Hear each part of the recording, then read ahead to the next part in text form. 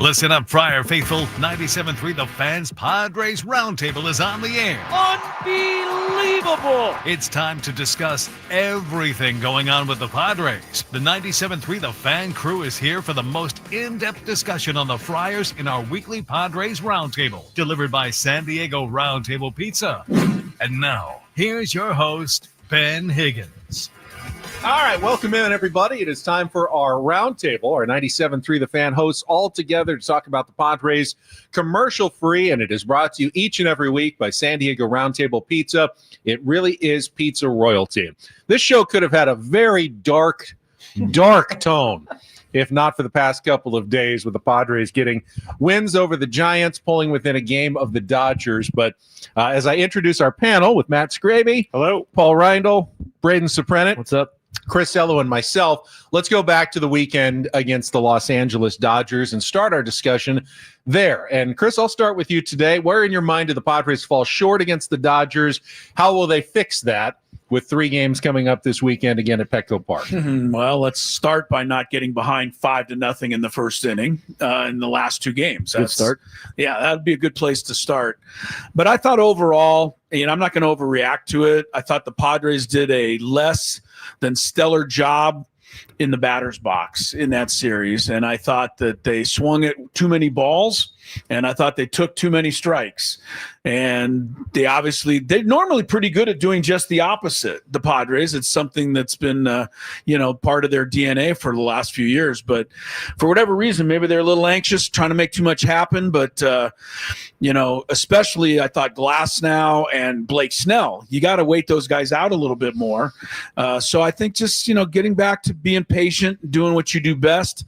And obviously, maybe the fact that you're down 4-0 in the first inning is why everybody was being too, aggressive and trying to make too much happen. It's an interesting point, and I had not seen this stat before this last week, but you mentioned the Padres taking too many good pitches. Apparently the Padres swing at the fewest, quote-unquote, meatballs in Major League Baseball. There's an actual stat for that, like middle fastball that the Padres actually let go. And I thought it was very obvious watching that series. Yeah. The Dodgers did a much better job punishing mistakes in the zone than the Padres do. And that seems like that could be more than just a one series trend, that the Padres need to take advantage of those rare opportunities when the pitcher does make a mistake. They can't let so many of those go by. And ask Dylan Cease how good the Dodgers were at not swinging at balls. I mean, he was missing, but there was pitches he was missing very close too, and they weren't helping him out. And, this is what the Dodgers have always done well, and the Padres, I think, have done it well too. They're going to need to do that better. Braden, what's your thoughts here? Because we know, falling behind early means you're not getting as good of starting pitching as the other team, but we kind of knew the Dodgers had that advantage. We thought the Padres would be able to mitigate it with their bullpen, keeping it close and winning games late, but they never really gave themselves much of an opportunity. No, they didn't. It just looked mental the whole time, the whole weekend. Like there was like a mental block taking on the Dodgers. Like, they didn't play loose and free like they've done for most of the season. They played tight. They played stress. They played like they had the pressure on them more than LA did. And that has been a recipe for the entire season against LA. I mean, that's how it looked like the last time they were in LA. That looked like the last time they were here in San Diego. There seems to be this mental block that I thought they eradicated before last year's playoffs, because it seemed like it last year watching the Padres almost dominate the Dodgers during the regular season. So I thought last weekend was overall from everybody. I don't think there was really too many. I mean, Ramon Laureano played pretty well, but aside from that, top to bottom, coaching staff, players, pitchers, bullpen, it just looked like they were way more stressed out playing in that series and made it more than it needed to be for a professional organization that probably, if they just stuck to what they know and saw a different jersey on the other team, they probably would have been fine. We often make the point that you can't overhype one particular series, but the Dodgers certainly seem to, the way they've played lately, seems like they only care about the games against the Padres and not against anyone else. It doesn't seem to hurt them. Worry about the Angels a little bit. Worry about the Rockies a little bit. No, they only play well against the San Diego Padres. I'd be worried if I was a Dodgers fan knowing, oh, we can't play the Padres every day of the week. We still have to face these intimidating Rockies and Angels. Matt Scraby, what do you think? Didn't the Padres, sorry, real quick, didn't the Padres do that last year? Like, they beat up on the good Dodgers, teams, and they could not beat any of the bad teams, and we were like, They well, got swept by the Angels and the Rockies. at least those teams aren't going to be in the playoffs, and we don't have to worry about them then. Dodgers have the same theory this year. Matt Scraby, what do you think Padres need to do differently this time around against the Dodgers? First, I want to know how many of those meatballs that they're missing are Luis Arraez statue takes. I'm sure that a number of them are. One every at bat. I know that bothers One you. every at bat. I think that they need to go in and just play their game. For whatever reason, it did seem like they maybe overhyped things, and I'm pretty happy that this happened where it did in the season because it probably woke them up a little bit. They said that they didn't play their game. They weren't running the base pass like they usually do. They were trying to steal. They were trying to force things, which isn't necessarily the Padres' strong suit. They need to let the game come to them, and they say it all the time. But I think they just need to go in there or go into Petco, I guess, and just play their game and don't try to do too much. And Chris is probably right. There was a little bit of panic trying to get back into the game because they were down so early, but just be them. Paulie, what about you? You can wrap up our discussion on what you saw last weekend against the Dodgers and what needs to change. Yeah, I don't like to speculate too much that like their heads just weren't in it or whatever, or maybe their heads were too much into it. We don't know how much they build up a series against the Dodgers internally. I would venture to guess that we as fans probably build it up more than the players do. But regardless, the results were kind of jarring to see. Like, it was Saturday was the one that got me. That was the one that like nearly would have broken me. I mean, Friday and Sunday's losses ultimately were 1-run losses on the road against a really, really good team. And you can live with those. It was the self-inflicted 6 walks in the first couple of innings, getting thrown out 3 times in the first couple of innings trying to steal second. And we learned later that, Snell has such a high percentage of stolen bases that they were trying to capitalize on that. But like 3 times in a row, you're like, guys, this isn't working. And it's really, really frustrating to watch. Jackson Merrill dropping the fly ball in center field. Yeah. Come to learn, he hurt himself on Friday night. Maybe that had something to do with it. I don't know. But like, you can stomach those 1-run losses where even if you get swept, it's not ideal, of course. But if it's a competitive ball game and, Freddie Freeman hits a home run late in the game, like that's going to happen sometimes. I just hope that they can come back, and I really hope the pitching in particular can set the tone and none of these big first-run innings. I think Darvish is going tomorrow night against Blake Snell. So, like, you had Snell on the ropes last weekend. Like, let's try to get the knockout punch this weekend. It's our 97.3 The Fan Padres Roundtable, presented commercial-free by San Diego Roundtable Pizza. It really is pizza royalty, and we're about to discuss Mike Shilt's lineups, and we just got one for today's game. It's similar to yesterday's, except Xander Bogaerts is back in at shortstop after getting a day off. He was a little beaten up from fouling some pitches off his leg, but no Jackson Merrill. Remains out of the starting lineup. This will be a 4th straight day. Makes you wonder whether they're going to have to make an injured list move for Merrill here momentarily. But Ryan O'Hearn will once again bat 4th. He'll be a designated hitter today, with Arraez returning to first base. And Gavin Sheets will play left field and hit 6th for the Padres against the San Francisco Giants in the final game of the series. So, been a lot of talk about it this week on our airwaves, with fans on social media. Optimizing the San Diego Padres lineup for the stretch run, and in particular against left-handed pitching. Chris, I'm going to again start with you because there was a clip that I saw yesterday that your frustration kind of boiling over with the commentary on Ryan O'Hearn versus Luis Arraez and who should be in there, especially against left-handed pitching, when Mike Schilt does have to make some very difficult choices in his lineup on a day-to-day basis. This has been going on all week. And it started, with the game, obviously, Monday night when Ryan O'Hearn was not in the lineup against a left-hander, which he hadn't been in the previous 4 times the Padres faced a left-hander. He only started 11 of 31 games in Baltimore against a left-handed pitcher. Everyone was crying about it. So I decided to look it up and see if, there was a method to this. And I understand his OPS this year was similar batting left-handed as to right-handed. But power-wise, he had 1 home run this year against a lefty. He had 14 against a righty. And in his career, 75 of his 81 home runs had come against right-handed pitching. So I pointed this out to everybody as a reason as to why maybe Mike Shildt wasn't going with him against the righty. Of course, he homered in a pinch hitting role against the lefty, and now the floodgates have opened. Look, Ryan O'Hearn is a dangerous bat, and against right-handed pitching, he should be batting right where he is, cleanup. Against left-handed pitching, I think he's caught a hot streak here, but I think overall, I'm not taking Luis Arraez out of the lineup. I'm just not. So, you know, what about Jake Cronenworth? Sorry? What about Jake? Yeah, Cronenworth? you could move. Do you want to weaken your defense? That is something Mike Shildt has to consider. There's ways he can get him in. I think Shildt can't manage every game like the 7th game of the World Series, the last 31 games. And I think O'Hearn's got to play most of them, but I'm not going to, change everything around just for Ryan O'Hearn. Matt, I think this one's a tough one because Luis Arraez is a critical member of the team, and he'll give you 3 hits in a game as easy as anyone. Leads Major League Baseball in 3-hit games. But if he's not giving you a 3-hit game, I just don't think he should be batting second, especially against left-handers in the Padres lineup anymore. Do you feel like Mike Shildt needs to make some changes, especially with lefties on the mound? I do. I think that you ride with the guys that get you to the point of this season, but at a certain point, you got to put the guys that are going to help you win more so than the guys that have gotten you there.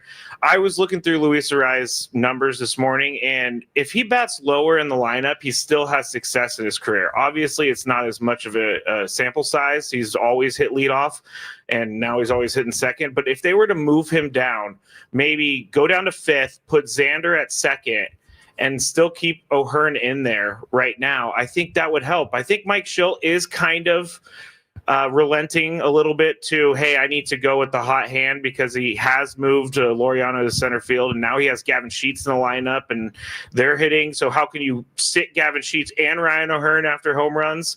So I think that he is starting to go in that direction, but I do think he needs to start going with the hot hand rather than the formula that got you here. Isn't this discussion, not to interrupt everything and give everybody a shot, but you're talking about taking Arraez out against lefties so that Ryan O'Hearn can play first base. Isn't the discussion really whether or not to have O'Hearn be the DH against lefties and take out Iglesias, who has been the DH spot against lefties?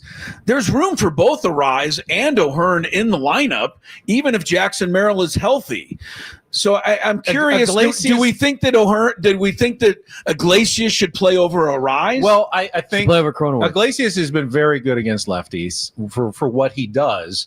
But I think what is so valuable is giving the day off for Manny or Xander and letting them DH for a day. And you've been doing that all year. You're actually now. Increasing your defense with Iglesias out there, and you get a good bat into the lineup. So it's kind of a 2-for-1 against lefties when you do use Iglesias. I don't see Mike Shildt stopping that. Now, maybe in the postseason, you may not see Iglesias in that role. Because you're not taking your regulars out in the postseason as much, and that would open up the door for Ryan O'Hearn to DH against lefties in the playoffs. But when you need to get through the regular season, you still need to find days for Manny to not be on his feet and get other guys into the lineup, and that's where Jose Iglesias is so valuable. Braden, you mentioned giving Jake Cronenworth days off against lefties, and again, that's valid as well. Jake's on-base percentage has been incredibly valuable at the bottom of the lineup, and the point was made that with Luis Arraez not having played second in a while now, I mean, has he been out there at all this season? Briefly the other night. He was there, yeah. That's right. Yeah, briefly. Yeah. That's about it, though. Yeah. Are you giving up too much defensively by taking Jake out and putting just another lefty in there? I don't think so, because last year Jake and Luis were one of the worst defensive players at second base in all of baseball, according to their metrics. So it's not like he is an insane defender at second base. I think a lot of people might disagree with that, but that's just what the metrics were. But that's what the metrics were last year. To me, and the whole Ryan O'Hearn thing is, yes, he's not as good against lefties, but compared to everybody else that's in the lineup, he's a lot better than them.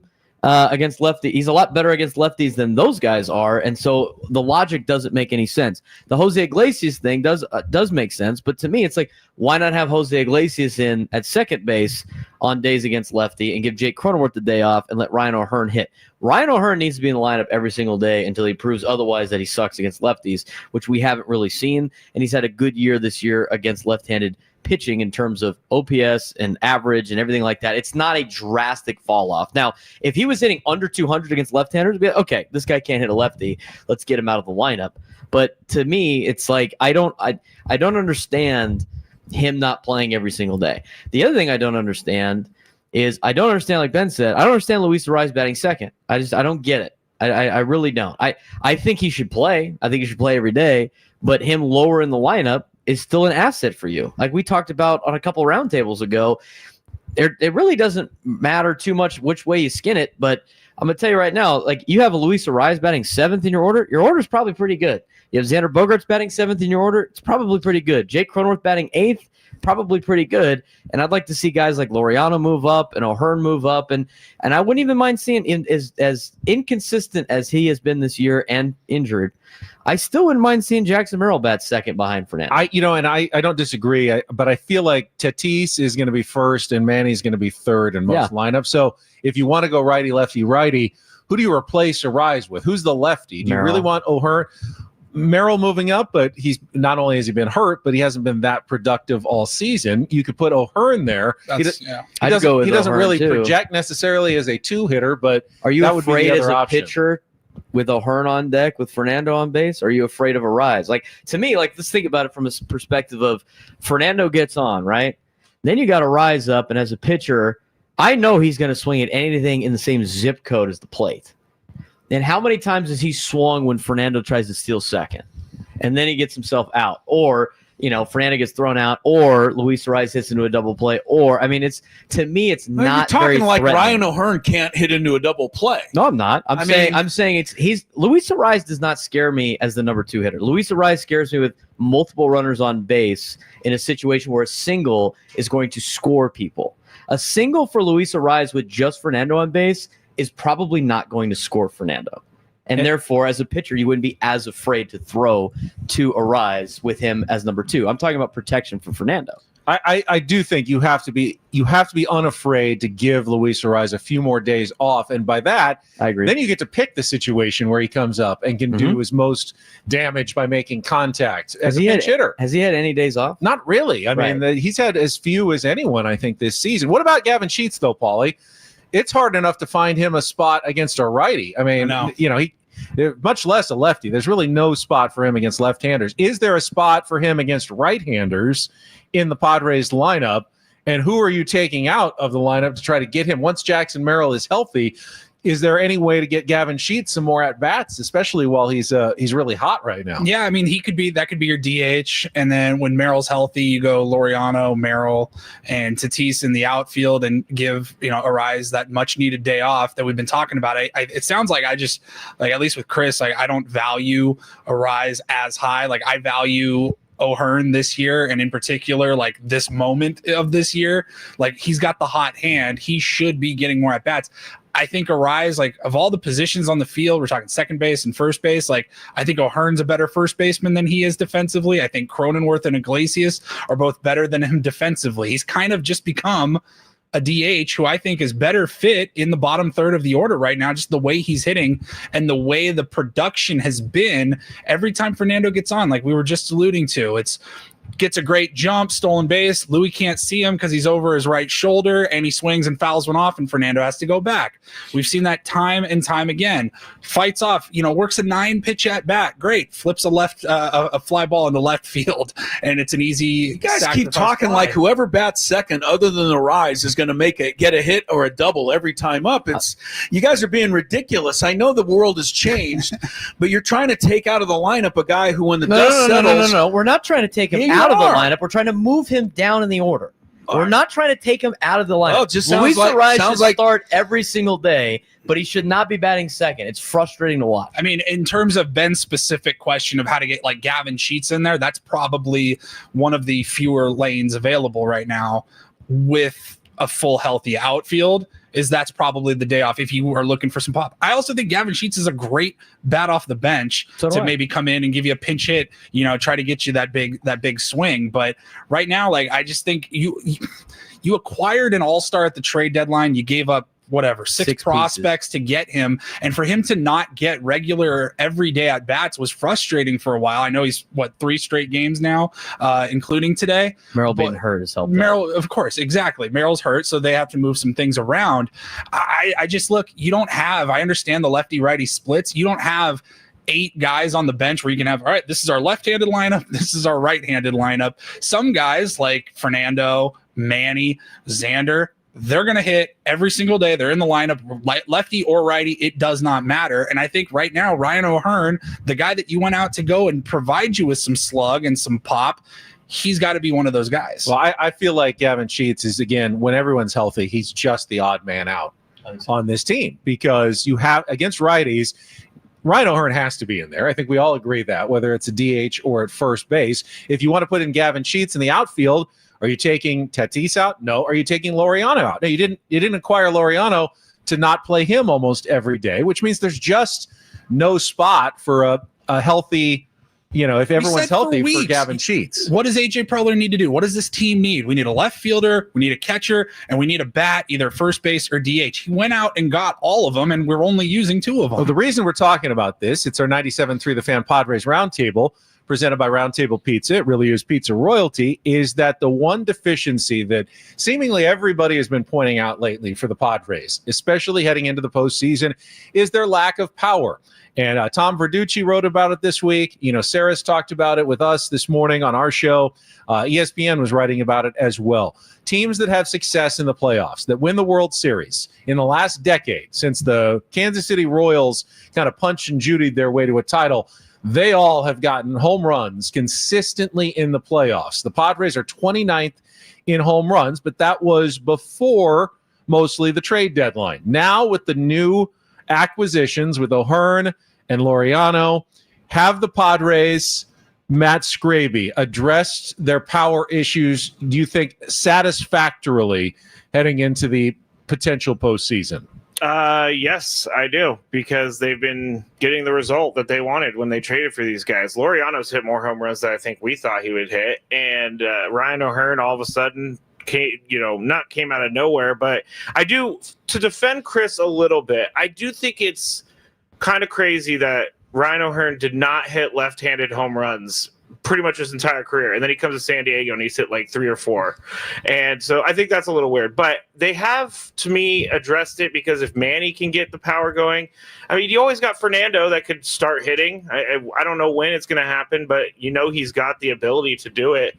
So I think that they do have the power that they wanted. And Jake Cronenworth, he's been hitting better lately. He doesn't necessarily hit home runs, but he does lead the league in triples every single year. So there is a lot of good things happening in this lineup right now in the power department. Chris, do you at least buy the argument that power is almost essential now to be successful in the postseason? And if so, do the Padres have enough of it now post-trade deadline? I don't think they can win the World Series sitting back and hoping that power will take them there, but I think they have enough to stay in every ball game. And if you can get to the 6th inning, I think they're going to win most postseason games, because I do think they have one of the best bullpens that we've ever seen. I would love to be at least in the middle of the pack in power. I think the addition of Laureano and O'Hearn has helped. But no, I don't think that they're not going to 27 Yankees their way to the World Series. They're not even going to 24 Dodgers themselves to the World Series. I mean, the Dodgers beat us also last week because we had 11 extra base hits to their 5, but all 5 of theirs were home runs. 9 of ours were doubles. I don't know. I'm struggling to get past our last conversation. I wanted to give everybody a shot, but I just want to remind everybody, we're not talking about a team, unless I missed something when I went to sleep and woke up today, that is 11 games out of a playoff spot. They're one game out of the division. I don't know that we have to change the entire world around for the last 30 games. They've been playing great since the trade deadline. Everyone's contributing. Everyone goes 0 for 4. I just don't see a need to change everything around, and I don't want to go back to the same like argument. The world's burning, though. I think we're talking really about. I think it's more Ryan O'Hearn's name is being thrown out there, and a lot of other guys like Iglesias and Sheets. But I think the conversation is really centered on Luis Arraez in the 2-hole.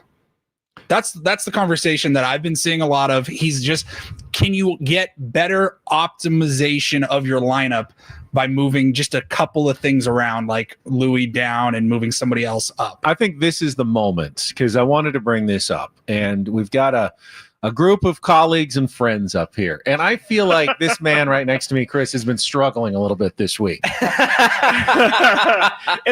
I'll give it to him. It's been a tough I week. want to talk about that, because the Padres have never been more popular in this town. That means more fans, more people listening to 97.3 The Fan, which is great. The passion is unbelievable. But fan, of course, is short for fanatic. And is it possible? I want us to kind of discuss this, because we've seen the passion maybe get a little out of hand at times. Is it possible to be both passionate, a giant fan of your team, but also be reasonable about it at the same time?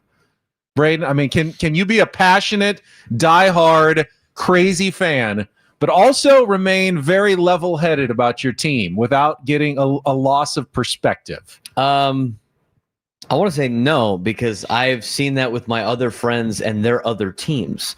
And I think the biggest notice where I notice it the most is when huge Chargers fan, they leave, and then all of a sudden you take the fandom out, and then you watch their teams, and you're like, how did I ever think this team was ever going to win? It didn't make any sense. And then I see the same thing with my friend who's a Cowboys fan. They can do no wrong ever. And as I watch from afar, I'm like, what is this perspective here? Like, there's no way you can buy into this. Now, with the Padres and Padres fans, like, as a Padres fan, like, you start, there's a little bit of the things that you know are a problem. You start to phrase like, well, maybe it's not as big of a problem. Maybe we can overcome said problem. You start thinking about it from the hope and the positive standpoints, I think, a lot. And I also think the same thing is this for negativity. Yes. I think there's a lot of times where Padres fans, and myself included, get extra negative because of past circumstances or past events where you're like, there's no way this is not going to end tragically, because it's always ended tragically. So I think it's hard to stay reasonable when you're in it and you're part of the fan base and you're living and dying on every pitch. So I want to say it's very difficult to do. Well, I think Chris brings up a lot of very well-reasoned points about Ryan O'Hearn. I mean, extremely well-reasoned. In fact, no one's reinventing the wheel when it comes to, hey, let's bat our lefties against righties and our righties against lefties mostly. That's baseball lore from the beginning of baseball time. But I do sense that there are more Padres fans, as you mentioned, Braden, negativity. Maybe, Matt, you're seeing it in the afternoons. We see a lot where of negative stuff. The level of concern and criticism has ramped up to levels that I don't know that we've ever seen before. And it's for a team that, as Chris pointed out, is actually quite good right now. I mean, one of the better Padres teams we've seen in franchise history. They're a game out of first place from the Dodgers on August 21st. I mean, like, we forget about that sometimes. I know, and I have massive issues with the way people use social media sometimes, because it's like, it's not as important as all of these people are making it. I mean, I got some DMs today, or this week, just ripping our show for even being on the air because Chris wanted Ryan O'Hearn. He was just explaining some numbers. And so I think that there is a way to be a passionate fan and also be normal at the same time. It's not hard to me to it's not hard to me to love your team and cheer for your team. And then if things don't work out, be like, oh man, that stunk. I got to move on to the next day or whatever. Now, if this was the playoffs, different story. But I think people need to chill out. I ranted on Monday about the people that are acting like the world is ending because they lost to the Dodgers. This team isn't good anymore. They're not going to the playoffs. The season's over.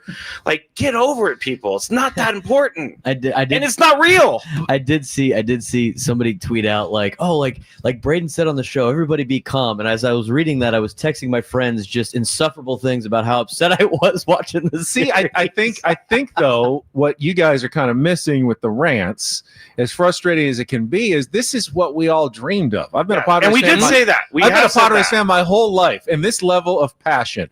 And sometimes it can be a little misplaced, but this level of passion is so much better than what it used to be, where there was no passion, that there was no fans in the stands, that no one cared at all about who was batting sixth in the lineup, because you're never going to see that guy again at the end of the season. He's some call up from AAA that's going to be gone and forgotten about in a month and a half when the season's over, and you're watching the other teams play in the playoffs when you're once again home in October. So this is so much better than we used to have it. I tend to just appreciate the fact that, yes, it's going to cause some people to go nuts sometimes because they see it.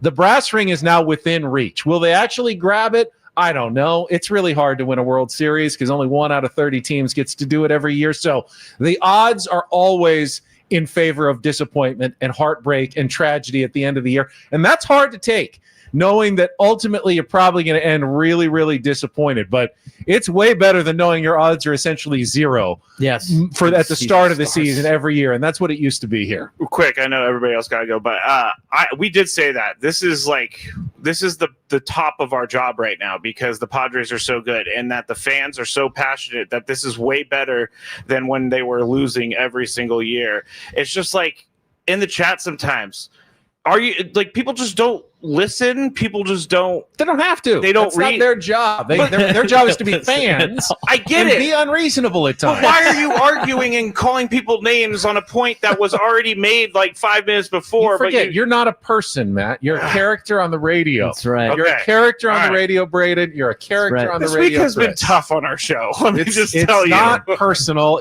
They're attacking your characters on the radio. I'm sure if they met you in person, they'd find you very reasonable and very pleasant. Somebody thought I was the kid that ran on the field the other day. I thought that was hilarious. That was funny.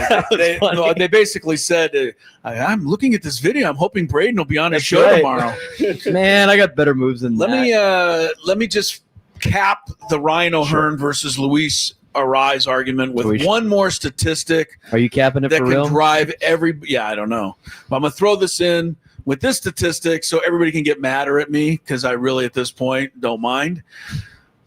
Luis Arraez has hit more home runs against left-handed pitching this year than Ryan O'Hearn has. I'm just going to throw that in there. One last little dig to everybody that wants to, to argue this for the rest of time. I do know that Padres fans, if Luis Arraez goes out and has 4 straight 2 or 3 multi-hit games, which he does sometimes, you're not going to want him anywhere other than somewhere in the top 2 in your lineup because what he is capable of doing. He's won 3 straight batting titles.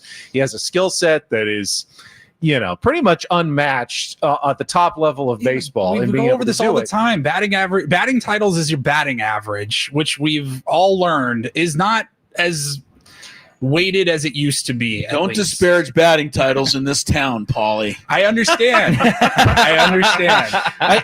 Paulie, but is a single and a walk. When was the last time Luis Arraez drove in runs consistently? A single and a walk are the same thing when no one's on base. I get that, and on-base percentage is just as important. But being able to put a ball in play, even if it's sometimes for an out, is a very, very valuable skill in baseball. And that is something that Luis Arraez does as well as anyone. Now, I get frustrated too when I see bases loaded and that flip out fly ball to left field that he does do a lot. He's trying to, of course, hit the line drive. Ball in the right-handed batter's box. He does many times, and he gets a hit on the ball in the right-handed batter's box and doesn't swing at the one right down the middle. It can be a bit of a maddening watch over the course of the season. But at the same time, that you've got no one who is more consistently going to be able to hit line drives and get base hits than Luis Arraez is going to be able to do. It's just so weird for me. This is just me personally, I guess. Like, I really like Luis Arraez. I know his value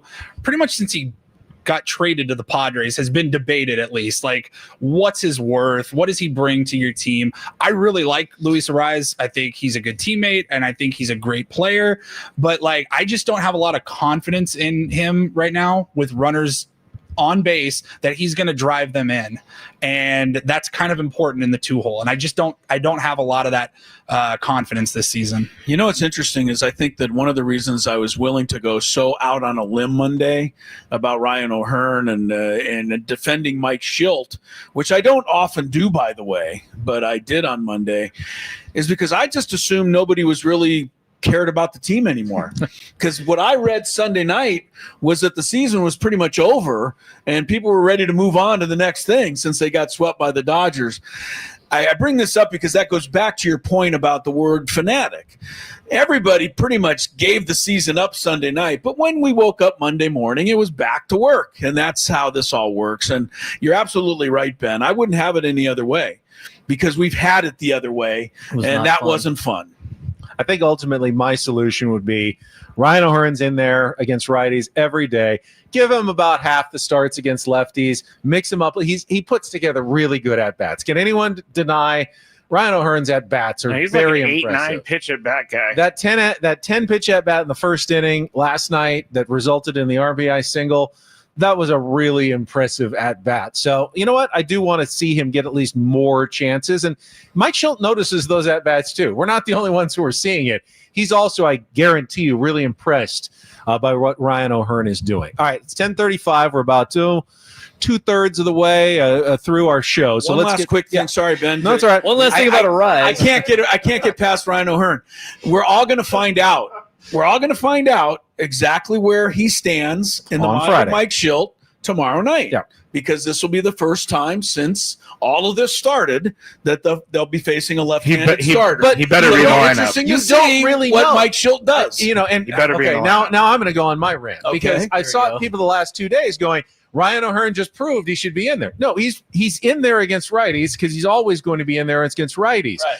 You have to remember that giving him a day off against a lefty makes some sense sometimes. If you're going a streak of like 9 straight games against righties and there's one lefty in there, that's a perfect day to give Ryan O'Hearn the day off. It doesn't even mean he's not an everyday player. So he could be out of the lineup against Blake Snell knowing he'll be in there against Glasnow and in there against Yamamoto on Saturday and Sunday. You just want to have a normal chance to 1 day a week get him out of the lineup. So we actually won't know anything at all, until probably We don't even know later if in the Merrill's season. playing or not.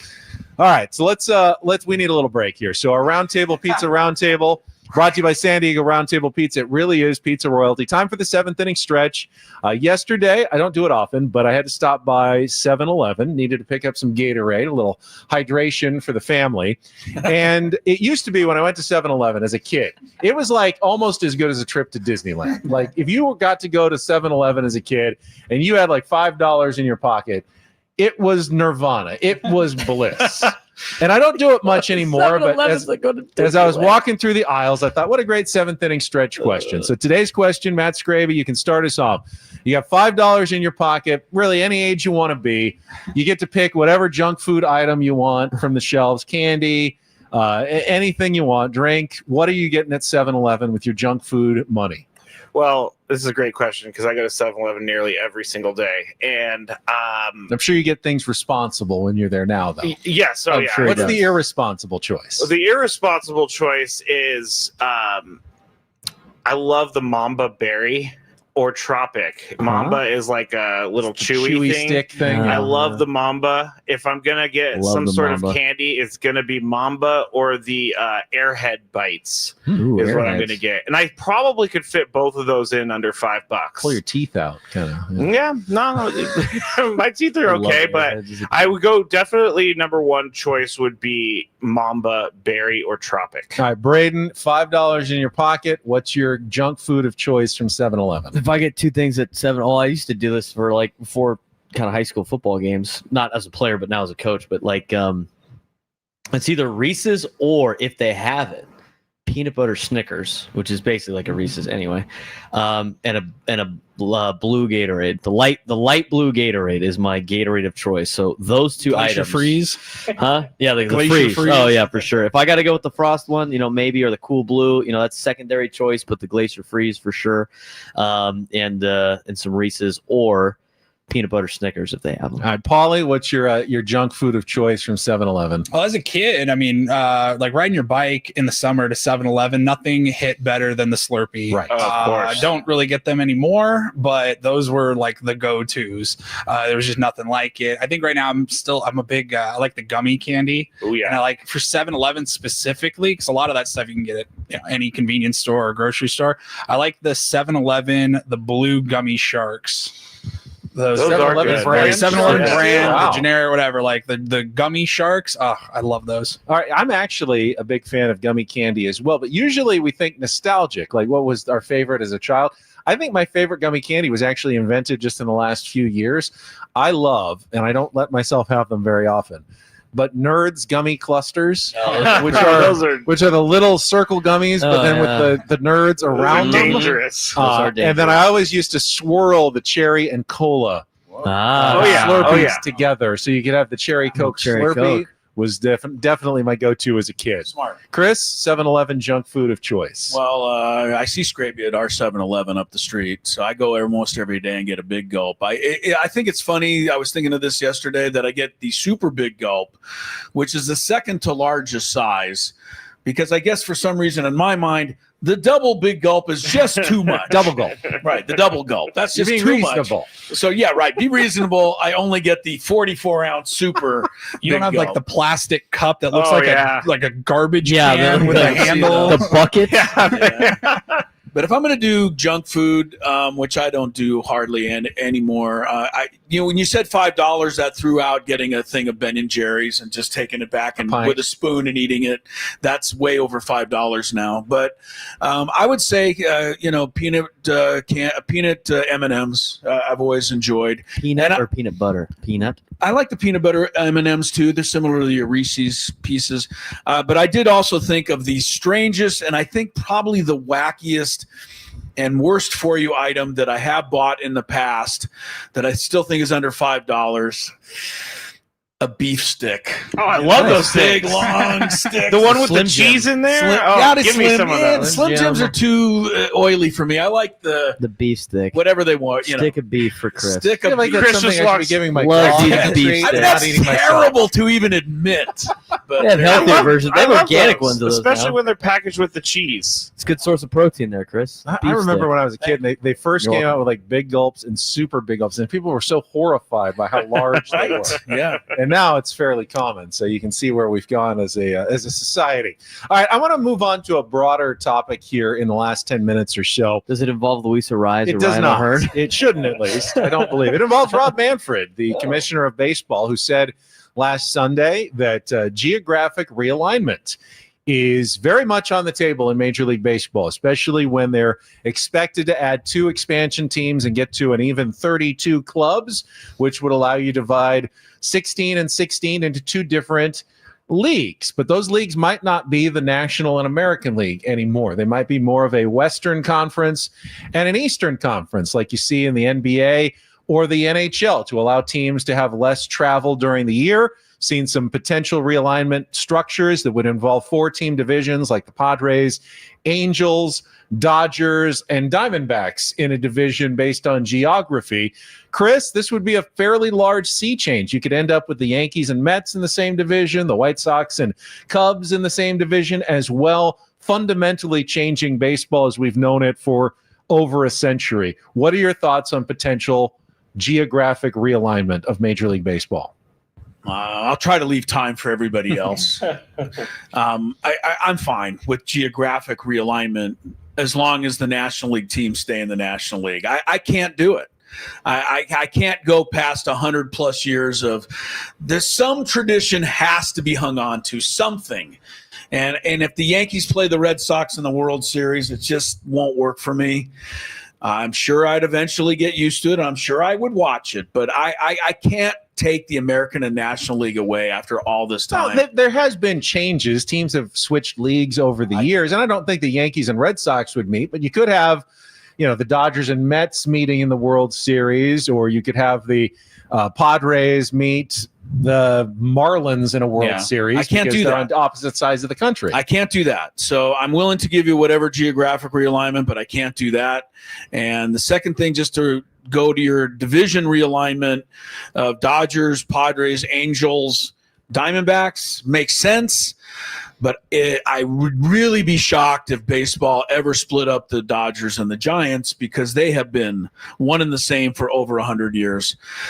Everything's on the table, though, I guess. I mean, we've already seen all the rule changes, but I can't let you wipe out the National and American League. Braden, what about you?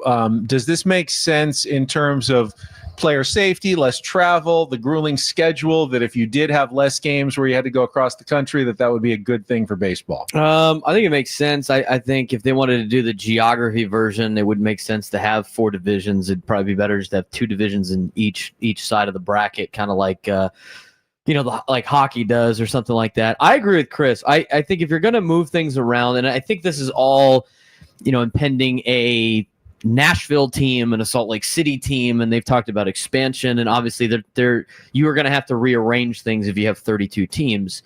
I think the versions that I've seen out on the internet where it's still the American League and it's still the National League, and you mix up some of the divisions in terms of location, I think is the best compromise for that. But keep in mind, that's not what Rob Manfred wants. He wants to especially avoid situations where, like, the Red Sox have to come out to Seattle to play a wild card series that then starts at 10 o'clock Eastern, and their fans are not getting good ratings. It all comes down to TV ratings. So you'd really have to split them up if you wanted to do what Rob Manfred is saying he wants to do with his realignment. Yeah, with the playoffs. He's just worried about the playoffs, right? Because they want everybody to play everybody every year anyway. But it would be all Eastern teams in one half of the playoffs and mostly all Western teams in the other half of the playoffs until they'd eventually meet in the World Series. But that doesn't mean it's going to be a National League team against an American League team in the end, which Chris was I agree with Chris. Kind of crazy. I don't like it. I mean, I get what he's saying. I mean, obviously it's very lucrative from a money standpoint.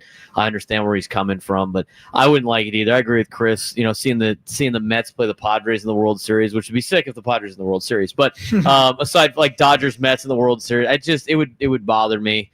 I agree with Chris too, that you have to keep something traditional in the sport of baseball. What's Manfred going to do if the Red Sox play the A's in the World Series? Now you're going to have an East team versus a West team. I mean, it's going to happen eventually. But that's the World Series. That'll start at 4 o'clock Pacific, 7 o'clock Eastern. Like I got to stop Rob Manfred here, man. He's too many martinis before he interviews Corey Seager. He's changed everything. It's been okay. I don't mind. I think it's getting good to him now, and it's too much. I don't mind the realignment in order to make the 32 teams happen with some of the divisions changing, but I know that's not really what he wants. But there might be maybe players like that, and that's a carrot they're dangling for the next CBA. But Paul, they talk about the tradition of baseball. There is no more real leagues. They're just leagues in name only. Yeah. It used to be the National League had its own president, its own rules. The American League had its own president, its own rules, its own umpires. Yeah, it was all different. Now, with the amount of interleague play happening every single day of the baseball season, with one unified set of rules governing everything, with one set of umpires that goes all around baseball, there really is no National and American League anymore. It's just how we line up the teams in divisions. Is it time to take that final step and just erase them completely? Yeah, I'm fine with it. I don't care. I just don't care. Like, I know this has been a big topic and everyone's got their projections of what the divisions could look like. And I'll admit, like, when I saw an Eastern division of like the Mets, Yankees, Phillies, and Red Sox, I'm like, what a toxic division. Those teams will kill each other. Like, yes, give me that drama. I ultimately, I don't really feel passionate one way or the other. I think you're still going to face every team through the regular season. You're going to, this is all centered for the playoffs. I like the Eastern and Western. I think the more I think about it in baseball, I do think I appreciate like how the NBA does it, where you have the Eastern Conference, the Western Conference, and yeah, those teams will still have to like cross the country to play each other during the regular season, but it does make for a much smoother playoff format with television and all that. You got the East Coast teams will go at 4, the West Coast teams go at 6:30 or whatever.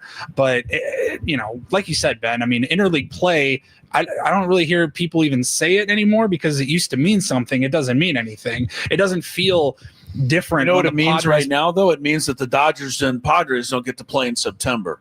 There's way too much interleague play. Well, they played in but September I believe last year. that the interleague play is here to set the stage for what you're talking That about. was just an error by the scheduling. They played like the last week of the year last year when the Padres had the triple play. I don't think there doesn't need to be more divisional games. We used to play I don't think so either. 19 divisional games. It felt like too much. It felt like you never stopped playing your division. So they lowered it down to 12 or 13, which is the right amount. You could just space them out a little bit. I think going Paul's back right. to back That's just- weeks is kind of You ridiculous. just didn't make a great schedule this year, but I don't think you have to fundamentally How are you change going to it. put them back-to-back weeks and not on Sunday night baseball even? How about this, Red Matt? Sox, Because I Yankees think are you're on like me in that you want them to make things at least as fair as possible, at least on paper.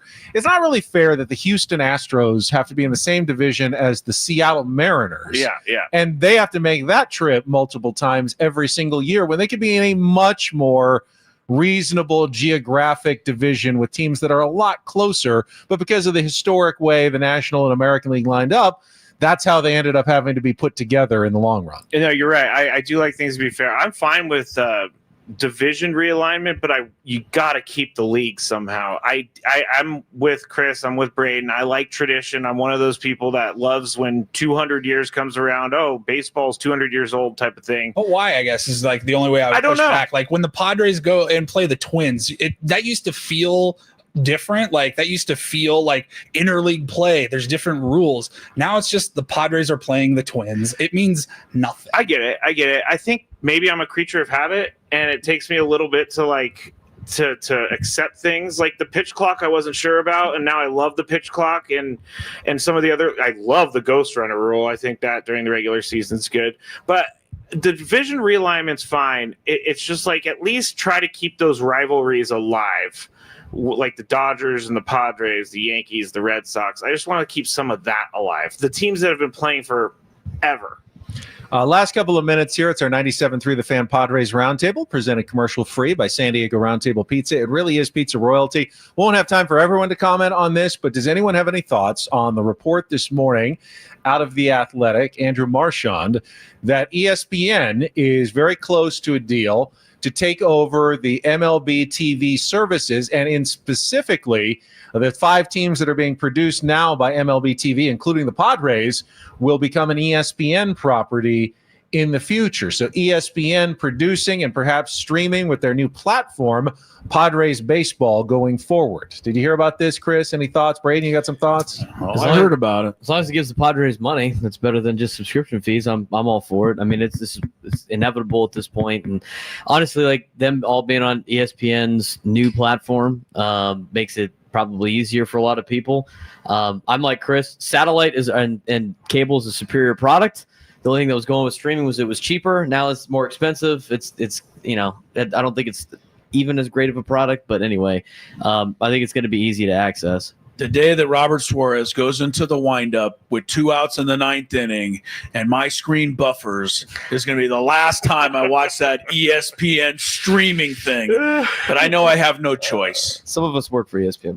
My cable comes through streaming now, though. It's not. I mean, it's no different. That is true. That is true. That's all coming over the internet at this point. So I don't know what's different. I think Braden makes a good point, Paulie, that, if ESPN's money makes a difference for the San Diego Padres, that's a good thing for Padres fans. Yeah, I mean, this is all so fresh and still so far away that we don't really know what it's going to look like. It sounds like, though, it can only be good, right? I mean, it can only bring more money for the Padres. It can't be all good. I'm sorry to interrupt because we're out of time, but if ESPN does this, they're going to charge a subscription rate to everyone to watch Padre baseball. Well, you should already be paying for Padres baseball. It's just who you're paying. We don't. True. Oh, Paul's right there. It's part of my regular. There is no free So baseball. you can get ESPN anyway. You're so paying now you're for just going to get already. ESPN specifically. But my point was, it's the MLB product that we have now. It's still Don and Mud. It's just going to say ESPN on their flag, mic flag, instead of ESPN. I can can sum MLB. up this entire hour as we wrap up in 3 words.